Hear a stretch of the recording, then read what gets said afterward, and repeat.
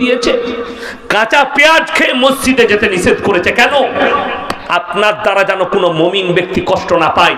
তুমি মুমিন ততক্ষণ হতে পারবে না যতক্ষণ পর্যন্ত তোমার কাছ থেকে তোমার প্রতিবেশী সুরক্ষিত নয়। অথচ দেখা যাচ্ছে আপনি কাঁচা পেঁয়াজ খেয়ে মসজিদে যেতে পারবেন না, আমল করলেন। আচ্ছা, সিগারেট গুটকা বিড়ি খেলে আতরের মতো সেন করে তো? বন্ধ করে না? ছেড়ে দেন। আপনি আমার পাশে 5 মিনিট নামাজ পড়বেন মসজিদে। ক মিনিট বললাম? 5 মিনিট, 6 মিনিট, তার বেশি নয়। আমি সরে গেলাম। সব থেকে একটা বিড়িখোর গুটকাখোরের কাছে বেশি সময় কে দেয়? তার স্ত্রী। তুমি তোমার বিবিকে জিজ্ঞেস করো, আমি যে বিড়ি খাই, সিগারেট গুটকা খাই, তোকে সেনটা কেমন লাগে? ও মনে মনে ভাববে 8 কুড়োর বেটা, তোকে তো ঝাঁটা মারতে মন যায়, কিন্তু করবো কি? তো আমার স্বামী। কথাটা বুঝতে পারেননি? এই যে বিবির কষ্ট মনের, এই কষ্টর হিসেব আপনি কিয়ামতের দিনে দাঁড়িয়ে দিতে পারবেন না। বিড়ি সিগারেট গুটকার প্যাকেটে লেখা আছে না নাই হানিকারক, ক্যান্সারের কারণ। আপনি জেনে শুনে আত্মহত্যার পথ বাছছেন, নিজের জীবনের ক্ষতি করছেন। আল্লাহর কসম, আপনি আপনার প্রাণের হিসাব দিতে গিয়ে ফেরে পড়ে যাবেন নামাজ পড়ার পর, তাহাজ্জুদ পড়ার পর। ওই জন্যে এই ধরনের জিনিসগুলো থেকে আপনি নিজেকে হেফাজত করুন। জোরে বলুন ইনশাআল্লাহ। এই আনারুল বাবু পকেটে লং রেখেছে, লং। আমাকে বললে একটা লং চিবান, আমি লংটাও চিবাই না। আমি খাবার ছাড়া আর কিছু খাই না। আমাদের বাপ বেটার অভ্যাস, আজ পর্যন্ত একটা পান মশলা পর্যন্ত খাই না, একটা মিষ্টি পান পর্যন্ত খাই না। এ জানে জীবনভর আমরা বাপ বেটা, আমি পড়ার জীবন থেকে আজ পর্যন্ত মুখে কোনো জিনিস দিইনি। আর আমাদের দেশে দেখতে পাবেন অনেকজন আছে গুটকাখোর মৌলবি। আপনি অবাক হয়ে, বাস্তব সত্য কথা বলছি, আল্লাহ সাক্ষী আছে। আমি ইতাই মালদায় গাজল পেরিয়ে এক জায়গায় জলসাই যাচ্ছি, তো চাঁচল বলে এক জায়গায় দাঁড়ালাম, একটা দোকানে মাল কিনছি। তো আমাকে বললে মৌলী সাহেব বসুন। আমি বসলাম। তো বলে 1 কাপ চা খান। আমরা দাও। চা খেলাম। মুসলিম ব্যক্তি, চা দিচ্ছে, ভালোবাসে। চা খাওয়ার পরে কি বলছে জানেন? মৌলী সাহেব একটা সিগারেট দেবো। আমি শালা আচ্ছা ফেরত। আমি বুঝতে পারলাম এর হুজুর সিগারেট খায়।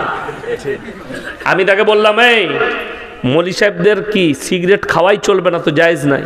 সে আমাকে কি বলে জানেন? কি কথা বলছেন? আমাদের মৌলী সাহেব যে সিগারেট খায়, বলে আবে ওটা গুটকাখোর জিলাপি হুজুর। আমি কিন্তু ওই মাল লয়। তোমরা আসল মৌলবি চিনোনি। কোরআনে আছে, আপনাদের মনে মনে হচ্ছে ইয়াসিন ভাই কি বক্তা। আমার মতো 100টা মৌলবি ধরা পড়বে কিয়ামতের দিনে, 100টা।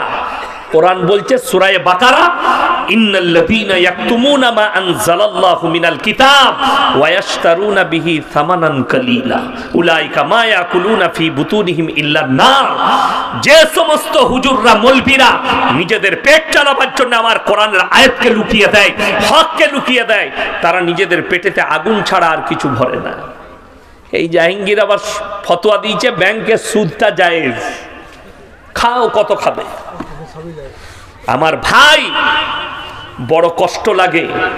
এই আপনাদের সাগর দিঘি পেরুলে নদীর ওপারে গেলে ভগবান গোলা আছে না নাই? মুর্শিদাবাদ না অন্য জেলা? মুর্শিদাবাদ জেলা। ওই ভগবান গোলায় একজন আছে মুফতি, কানা মুফতি। তার নাম হচ্ছে গুটকাখোর জুবের। দাঁতগুলো মনে হচ্ছে যেন ইঁদুরের থেকেও খারাপ। ইঁদুরের দাঁতগুলো তো প্রচুর সাদা, তার থেকেও খারাপ। এ ফতোয়া দিচ্ছে আহলে হাদিসরা, দেওবন্দীরা মুরগি গরু জবাই করলে খাওয়া যাবে না, তাদের সঙ্গে বিয়ে শাদী করা যাবে না। দুঃখটা কি জানেন? এদের সঙ্গে মুলাকাত করলে বিবির তালাক হয়ে যাবে। আর 6 মাস আগে আমি উত্তর দিনাজপুরে জলসা করে ফিরছি। জায়গাটার নাম কালিয়াচক। রাত 2টো বাজছে। আমার ড্রাইভার দাঁড়ালাম না, ফল মাকড় কিনো। নামলাম, দেখলাম 4 তলা না 5 তলা টুপি পরে একজন হুজুর এলো, বাইক নিয়ে জলসা করে আসছে। এসে আমাকে বললে, হুজুর সালাম আলাইকুম। আমি বললাম ওয়া আলাইকুম সালাম। হাতটাও মিলালাম, বুকেতেও জড়ালাম, দিয়ে বললে হুজুর কিছু খান? আমি বললাম না, আমি কিনেছি, আপনি খান, আমি খাওয়াই। আমি বললাম শোনো, আপনি যে আমার সঙ্গে মুলাকাত করলেন, বললে হুজুর একটা সেলফি লুব। আমি সবাই নিচ্ছে, তুমি কেন বাদ যাও? তুমি লাও। ফটো তুললে। আমি বললাম তোমাদের কানা মুফতি ফতোয়া দিয়েছে দেওবন্দি হাদিসের সঙ্গে মুলাকাত করলে বিবির তালাক পড়ে যাবে, এখন তোর বউটা নিয়ে কি করবি বল। সে বললে ও তো হারামখোর মুফতি, আমরা এটা স্টেজে বলতে পারবি? পারবি না। কষ্টটা ওই জায়গায় এরা ফতোয়া দেয়। আমি কালকে পরশু মেদিনীপুরে ছিলাম। মেদিনীপুরের একজন হুজুর, কানা হুজুর, পা পর্যন্ত জামা পরে হুজুর সেজেছে, সেই কানা হুজুর ফতোয়া দিচ্ছে এদের পেছনে নামাজ পড়লে নামাজ হবে না। আর আল্লাহ সাক্ষী আছে আমি মিথ্যা বলিনি। এই হুজুর গত বছরে আমার ড্রাইভার সাক্ষী আছে, আমাকে আমি ডেট লুবো না, আমাকে ছাড়বে না। দিয়ে শেষকালে বললে হুজুর ফজরের পরে আপনি 1 ঘন্টা বয়ান করবেন। আমরা তাহলে আমি গিয়ে ঘুমাবো। আমি হুগলি ডিস্ট্রিক্টে রাত 2টোয় শেষ করলাম।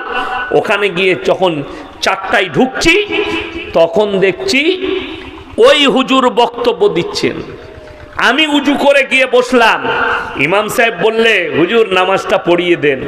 আমি নামাজ পড়াতে লাগলাম, ওই হুজুর আমার পেছনে নামাজ পড়ল। কথাটা বুঝতে পেরেছেন? তারা কমকে কতটা ধোকা দেয়। সে আমার পেছনে নামাজ পড়বে, তার কমের লোককে বলছে তোমরা এদের পেছনে নামাজ পড়ো না। দূর থেকে অনেক ভোকা যায়, সামনে কোনো মাল ভিড়তে পারে না। আমি 100টার বেশি জলসা করেছি ফুরফুরা এলাকায়, এখনো জলসা আছে। আমি চ্যালেঞ্জ দিয়েছি স্টেজে এসে মারামারি করবি, দূর থেকে লয়।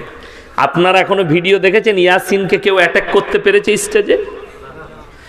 তাদেরকে এমন ঢাকা ঢাকবো সবাই জানে এই মালের কাছে ভিড়া যাবে না। আমি একবার বলেছি আমি ছোটখাটো মিসাইল নয়, আমি পরমাণু বোমা, যার উপরে বাস্ট হবে সে আর অস্তিত্ব খুঁজে পাবে না। ওই ফুরফুরার একজন, তার নামটা হচ্ছে সাফেরি সিদ্দিকী, আমাকে গালি দিয়েছে, আবার আমার আব্বাকে বলেছে ওটা পাগল। আমি তাকে বলেছি তোকে কিয়ামতের সকাল পর্যন্ত সময় দিলাম, খালি লাইভে এসে তালিমুল ইসলাম আর দিনে তালিমটা পড়ে খালি মানেটা করে দে। মাল মাদ্রাসার মুখই দেখে নাই।